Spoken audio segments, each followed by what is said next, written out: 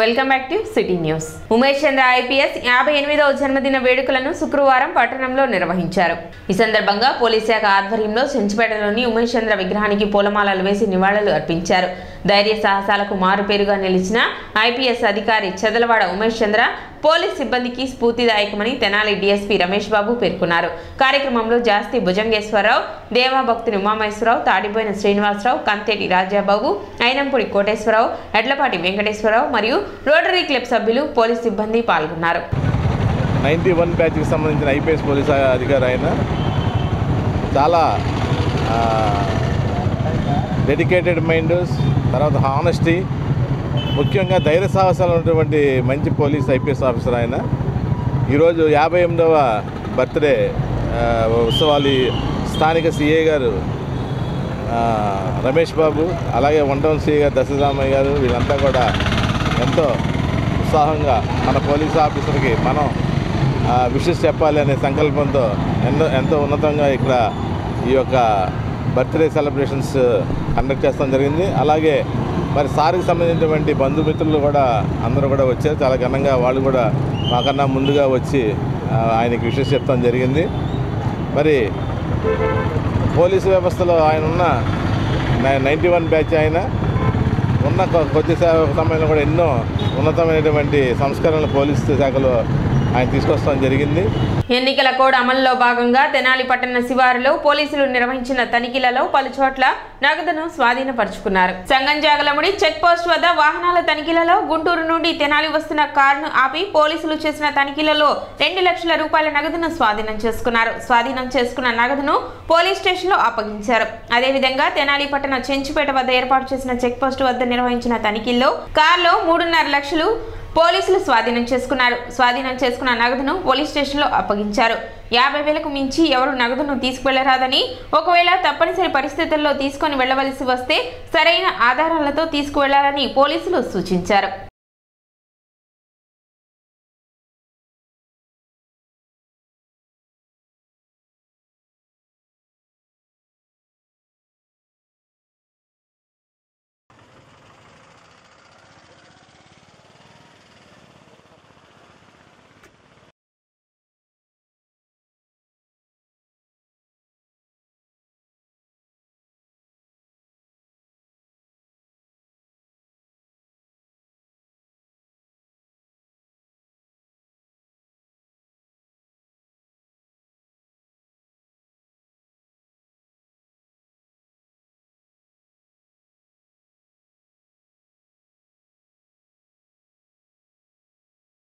బట్టిప్రోలు మండలం తెలుగుదేశం పార్టీ కార్యాలయంలో జరిగిన 42వ తెలుగుదేశం పార్టీ ఆవిర్భావ దినోత్సవ వేడుకలలో మాజీ మంత్రి నక్కా ఆనందబాబు పాల్గొన్నారు. తెలుగుదేశం పార్టీ 42వ ఆవిర్భావ దినోత్సవాన్ని పురస్కరించుకొని బట్టిప్రోలు మండలం తెలుగుదేశం పార్టీ ఆధ్వర్యంలో తెలుగుదేశం పార్టీ కార్యాలయంలో ఎన్టీఆర్ చిత్రపటానికి పూలమాలలు వేసి నివాళులు అర్పించారు. కార్యక్రమంలో మాజీ MLA Mummaneni Venkata Subbaiah, Telugu Desam party, Janasena party నాయకులు, కార్యకర్తలు పాల్గొన్నారు.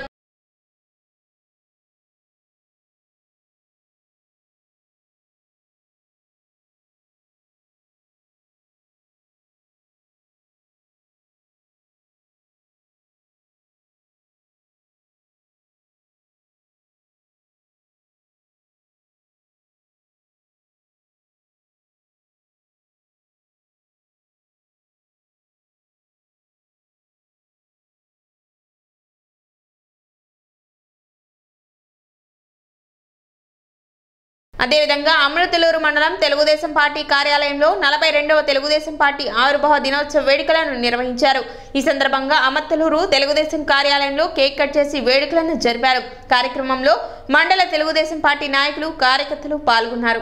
తెలుగుదేశం పార్టీని స్థాపించినటువంటి రోజు ఈ రోజు. తెలుగు జాతి ఔన్నత్యం, ఉన్నతి, వాళ్ళ యొక్క ఆత్మగౌరవ కాపాడేదానికోసం, వాళ్ళ యొక్క గుర్తింపుని ప్రపంచవ్యాప్తంగా తీసుకురావడం కోసం తెలుగుదేశం పార్టీని స్థాపించినటువంటి రోజు ఈరోజు. తెలుగుదేశం పార్టీ వ్యవస్థాపకులు అన్న నందమూరి తారక రామారావు గారు తెలుగుదేశం పార్టీని 1982 మార్చి 29వ తేదీన స్థాపించాడు. పార్టీ స్థాపించిన 9 నెలల కాలంలోనే అధికారంలోకి వచ్చి పేదవాడికి కూడు గూడు గుడ్డ ప్రధానంగా అవసరాలుగా ఉన్నటువంటి ఆ మూడింటిని పేదవాళ్ళకు అందించాలనే ఒక ధ్యేయంతో ఆ రోజు పార్టీని స్థాపించి అధికారంలోకి వచ్చినా కూడా ప్రభుత్వంలో కూడా మొట్టమొదటిగా ఆ 3 కార్యక్రమాలు చేసి చూపించినటువంటి పరిస్థితి. మదరాసీలుగా పిలువబడేటటువంటి రోజుల్లో తెలుగు జాతి అనేది ఒకటి ఉంది, తెలుగు భాష మాట్లాడే ప్రజలు ఉన్నారు అని ఢిల్లీ నడివీధుల్లో చాటి చెప్పినటువంటి రోజు ఈ తెలుగుదేశం పార్టీ స్థాపించబడినటువంటి రోజు అని చెప్తారు. పార్టీని దేశ స్థాయిలో ఇనువడింపజేసి ప్రధాన ప్రతిపక్షంగా కూడా పార్లమెంట్లో ఒకనొక టైంలో ప్రధాన ప్రతిపక్షంగా 34 సీట్లు గెలుచుకొని దేశంలోనే ఒక ప్రాంతీయ పార్టీ ప్రధాన ప్రతిపక్ష పార్టీగా పార్లమెంట్లో ఉన్నటువంటి పరిస్థితిని చూసాం. ఆ రోజుల్లో కాంగ్రెస్ పార్టీకి వ్యతిరేకంగా దేశంలో ఉన్నటువంటి అన్ని రాజకీయ పార్టీలని సమీకరించి ఒక వేదికను ఏర్పాటు చేసినటువంటి నాయకుడు చంద్రబాబు నాయుడు గారు, ఎన్టీ రామారావు గారు. మొట్టమొదటి ఎన్టీ రామారావు గారు అయితే దాన్ని కొనసాగిస్తూ నేషనల్ ఫ్రంట్ ఆవిర్భవించి ముందుకు తీసుకుపోయింది ఎన్టీ రామారావు గారు అయితే యునైటెడ్ ఫ్రంట్ ఏర్పాటు చేసి దాని కన్వీనర్గా దేశ స్థాయిలో నాయకత్వం వహించినటువంటి తెలుగుదేశం పార్టీకి నాయకత్వం వహించినటువంటి నాయకుడు చంద్రబాబు నాయుడు గారు. అటువంటి తెలుగుదేశం పార్టీ ఈ రాష్ట్రంలో స్థాపన జరిగి 43 సంవత్సరాలు అవుతా ఉంది. 22 సంవత్సరాలు అధికారంలో ఉంది. 7.5 సంవత్సరాలు ఎన్టీ రామారావు గారు ముఖ్యమంత్రిగా, 14.5 సంవత్సరాలు చంద్రబాబు నాయుడు గారు ముఖ్యమంత్రిగా పరిపాలన చేశారు. అనేక కార్యక్రమాలు ప్రపంచవ్యాప్తంగా తెలుగు వాళ్ళ గౌరవ ప్రతిష్టలు పెంచాడు చంద్రబాబు నాయుడు గారు. ప్రపంచవ్యాప్తంగా టెక్నాలజీని డెవలప్ చేశాడు.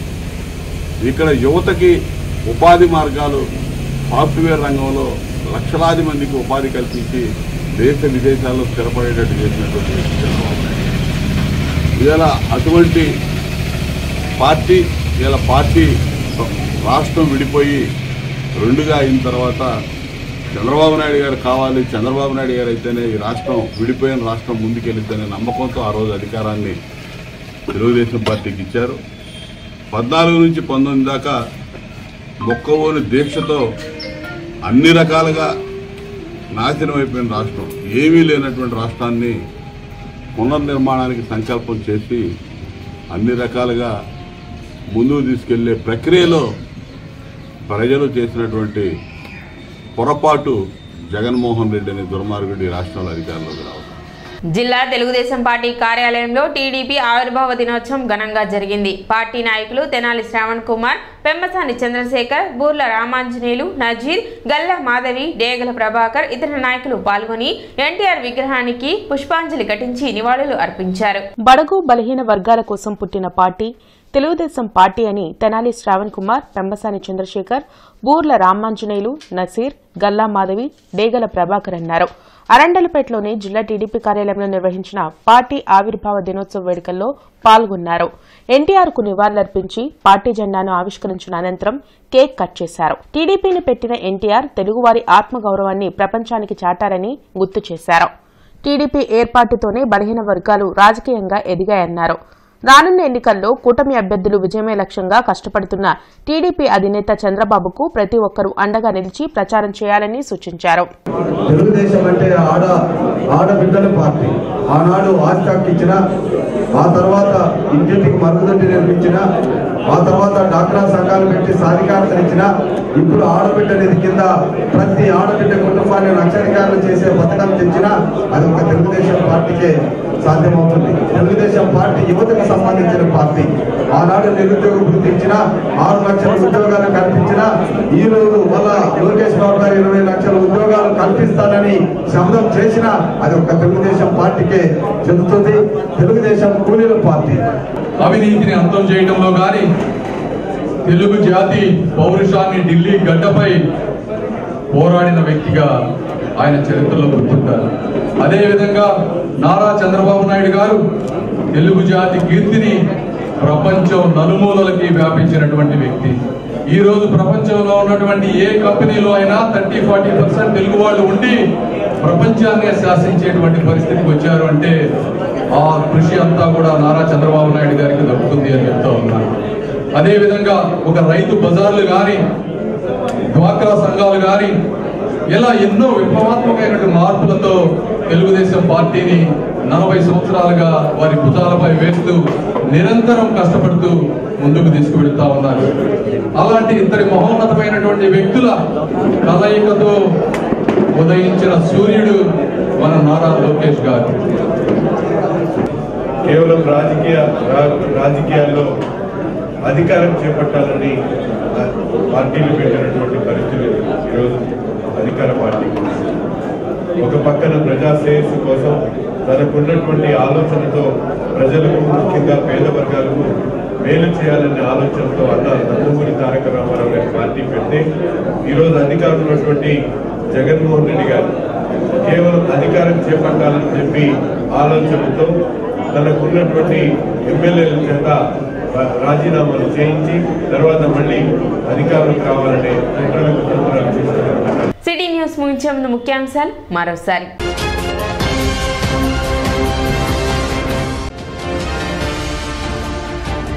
పట్టణంలో ఘనంగా గుడ్ ఫ్రైడే వేడుకలు, భక్తి శ్రద్ధలతో ప్రార్థనలు నిర్వహించిన క్రైస్తవులు.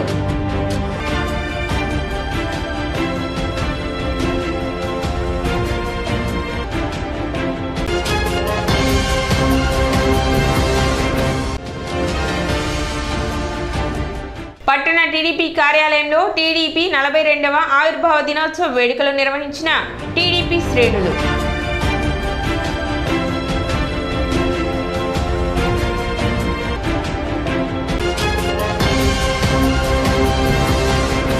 సిటీ న్యూస్ ఇంతటితో సమాప్తం. నమస్కారం.